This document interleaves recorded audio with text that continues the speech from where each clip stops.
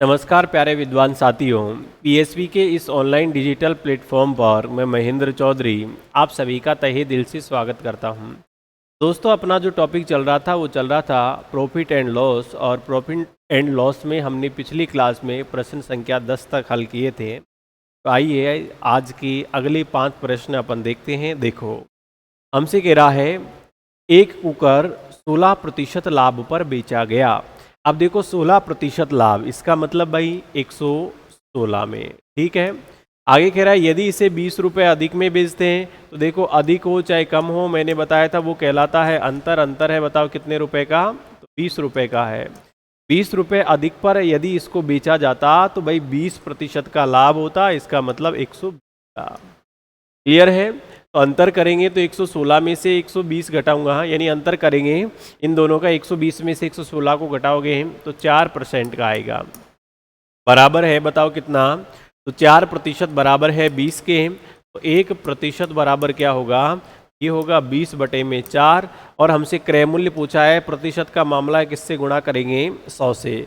4 का भाग दूंगा तो देखो 4 पंजे 20, इसका मतलब 500 रुपये। तो ये जो क्रय मूल्य आएगा ये बताओ कितना आएगा, 500। तो यहाँ इट बाई मिस्टेक ऑप्शन में लिख दिया गया है, कोई से ऑप्शन में अपन करेक्शन कर लेंगे। हमारा जो आंसर होगा वो क्या होगा, 500 होगा। ठीक है, जैसे पिछले प्रश्न हमने हल किए थे तो वो भी इसी तरीके से अपन ने हल किए थे। आइए नेक्स्ट देखते हैं अगला सवाल। देखिए, इसमें कह रहा है ए किसी वस्तु को बी को 25% लाभ से बेचता है, बी उसी वस्तु को सी को 20% लाभ से बेच देता है, सी उसी वस्तु को डी को 10% लाभ पर बेच देता है। यानी ए बी को बेच रहा है, बी सी को बेच रहा है, सी डी को बेच रहा है, और लास्ट में खरीदने वाला देखो यहाँ डी है। डी ने उसके लिए 330 रुपये दिए हों, तो ए ने उस वस्तु को कितने में खरीदी थी। वैसे अच्छा प्रश्न है, इंपॉर्टेंट है, एग्जाम में काफ़ी बार ये पूछा भी जाता है। अब देखो यहाँ पर भाई ए ने उस वस्तु को किसको बेचा है, ए बेच रहा है, बताओ किसको, बी को। और बताओ किस पर बेच रहा है, तो ए बी को बेच रहा है भाई 25% के लाभ पर। फिर बी उसे बेच रहा है, बताओ किसे, सी को। और सी को किस पर बेच रहा है, तो ये 20% लाभ पर। सी बेच रहा है डी को, और बताओ किस पर बेच रहा है, तो 10% लाभ पर। इस प्रकार डी ने 330 रुपये का भुगतान किया। तो बताओ अंतिम रूप से पैसे कौन दे रहा है, लास्ट में हमको डी दे रहा है। और ध्यान से समझना, ए जितने में खरीदा उसका 25% लाभ कमाया और बी को बेच दिया। अब देखो यही मूल्य ए बी को बेच रहा है, तो ए के लिए तो क्या हो जाएगा, वो विक्रय मूल्य हो जाएगा, और बी जितने पैसे में खरीद रहा है वो बी के लिए क्या हो जाएगा, क्रय मूल्य। यानी वही मूल्य ए के लिए विक्रय मूल्य होगा जितने में बेचेगा, और बी जितने में खरीदेगा बी के लिए क्या हो जाएगा, क्रय मूल्य। फिर बी सी को बेच रहा है तो सी के लिए वो क्रय मूल्य हो जाएगा और बी के लिए विक्रय मूल्य। तो ऐसे भी अपन से पूछ सकता है कि बताओ उस वस्तु को बी ने कितने में बेचा, या उस वस्तु को सी ने डी को कितने में बेचा। इस प्रकार से भी वो पूछ सकता है, जैसा भी चाहे। फिलहाल हमसे पूछा है ए ने कितने में खरीदा उस वस्तु को, यही पूछ रहा है कि ए ने कितने में खरीदा था। इसकी जगह ये भी पूछ सकता है कि ए ने कितने में बेचा था, तो फिर विक्रय मूल्य निकालना पड़ेगा। भाई ए जितने में भी खरीदेगा उसका 25% ये क्या कमाएगा, लाभ कमाएगा। देखते हैं, तो देखो यहाँ अपन मान लेते हैं ए ने भाई x रुपए में खरीदा। अब x में इसने खरीदा, 25% का लाभ कमाया, इसका मतलब 125/100। और ये 25% लाभ कमाने के बाद किसको बेच दिया, बी को। बी ने उस पर 20% का लाभ कमाया, इसका मतलब 120/100। और बी ने बताओ किसको बेच दिया, सी को। फिर सी ने उस पर 10% का लाभ कमाया, इसका मतलब 10% लाभ, यानी 110 और बटे में 100 बराबर इसने सी ने बेचा डी को, और डी ने बताओ कितने रुपए का भुगतान किया, 330 रुपए का। बस इसके नीचे कुछ नहीं है, तो अपन एक मान लेते हैं। अब देखो अपन इसको हल करेंगे, तो हल करेंगे तो देखो ये 2 जीरो, ये 2 जीरो कैंसिल। और बताओ किससे कट रहा है, बिल्कुल कट रहा है। देखो 11 से काटूंगा, ये 3 बार यानी 30 आ गए।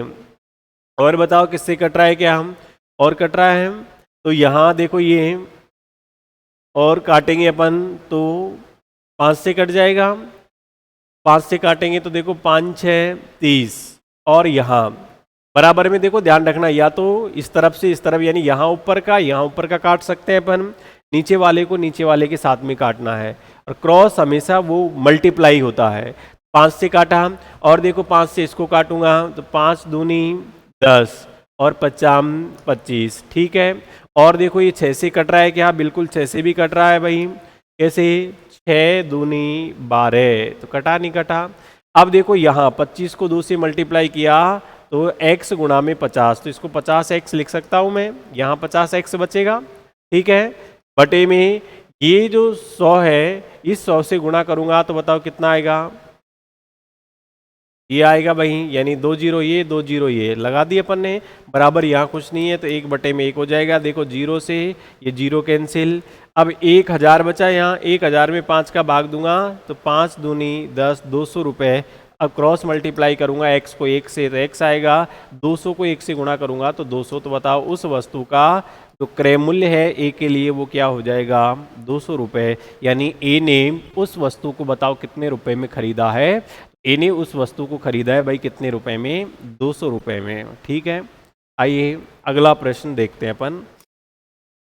देखिए अगले प्रश्न में अपन से क्या कह रहा है, अगले प्रश्न में हमसे कह रहा है कि ए जो है, ए एक साइकिल 20% लाभ पर बी को बेचता है।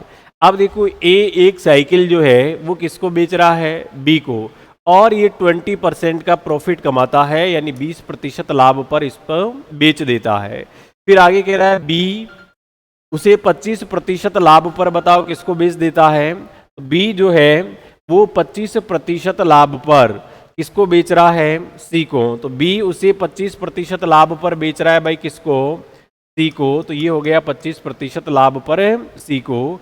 और देखिए कह रहा है यदि सी अपनी ओर से 225 रुपए का क्या करता है, भुगतान, तो यहां देखो सी जो है वो अपनी ओर से कितने रुपए का भुगतान कर रहा है, 225 का, तो यहां बराबर में मैंने लिखा कि ये भुगतान कर रहा है कितने रुपए का, 225 का। क्लियर है।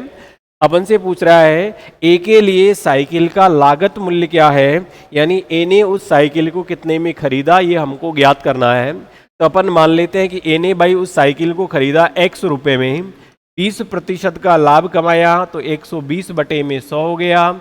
इसने बेचा बी को और बी ने उस पर 25% लाभ कमाया, इसका मतलब 125 बटे में 100, और इसने बेचा सी को, सी ने अपनी ओर से भुगतान किया, बताओ कितने रुपए का, 225 रुपए का। क्लियर है। अब अपन इसको काट लेते हैं जो मान कटता है, तो यहां देखो इसको काटेंगे तो किससे कट रहा है ये, तो देखो हम 0 से 0 कैंसिल हो गया, 25 5 125, ठीक है, और 25 नाम 225, ये 9 बार कटा। और देखो कट रहा है क्या, देखो ये 3 तिये 9, 3 चौके 12, ठीक है। बताओ और भी आपस में कट रहा है, जहां तक मान कटेगा हम उसको काटेंगे। तो उधर यानी 25 नम्मा 225 और 25 पंजे 125, फिर 9 को अपन ने काट लिया 3 से, इधर आ गया अपना 4। देखो और कट रहा है क्या, तो देखो 5 को 4 यहाँ 5 से काट लेते हैं, चलो 5 दूनी 10, 20 बार कटा। 4 से काटेंगे तो 4 पंजे 20, बताओ यहाँ ऊपर क्या बचा भाई, x बचा, बटे में 5 को 10 से मल्टीप्लाई किया 50, बराबर इधर 3, इसके नीचे कुछ नहीं है तो 1 मान लिया।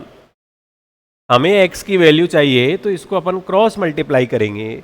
x को यदि मैं 1 से मल्टीप्लाई करूंगा तो आएगा, बताओ क्या, x बराबर 50 को मैं 3 से मल्टीप्लाई करूंगा तो 150 आएगा। तो बताओ ए ने वो साइकिल जो है वो कितने रुपए में खरीदी है, 150 रुपए में खरीदी है। क्लियर है, ये हमारा आंसर होगा। नेक्स्ट देखते हैं अगला प्रश्न है। देखिए अपन से कह रहा है कि यदि 25 वस्तुओं का क्रय मूल्य 20 वस्तुओं के विक्रय मूल्य के बराबर हो तो लाभ प्रतिशत क्या है। अब देखो भाई अपन से कह रहा है कि 25 वस्तुओं का क्रय मूल्य जो है, यानी यहां अपन लिखते हैं कि 25 वस्तुओं का जो क्रय मूल्य है ये बराबर है किसके, 20 वस्तुओं के विक्रय मूल्य के। ठीक है बात यहां तक।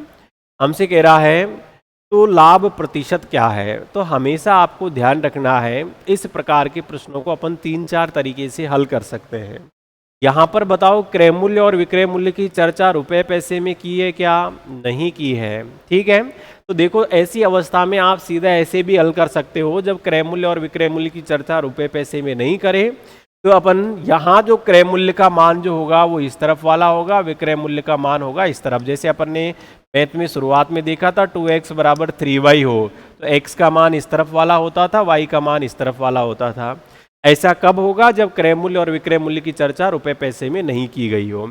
अब देखो यहाँ क्रय मूल्य इस तरफ वाला मानना है और विक्रय मूल्य इस तरफ वाला। तो बताओ, क्रय मूल्य यदि अपन ने 20 माना है और विक्रय मूल्य हो गया 25। अब कोई चीज अपन ने 20 रुपए में खरीदी और 25 में उसको बेच दिया, तो लाभ हो गया हानि? तो आप कहोगे कि भाई लाभ होगा, और लाभ बताओ कितने का होगा? 5 का।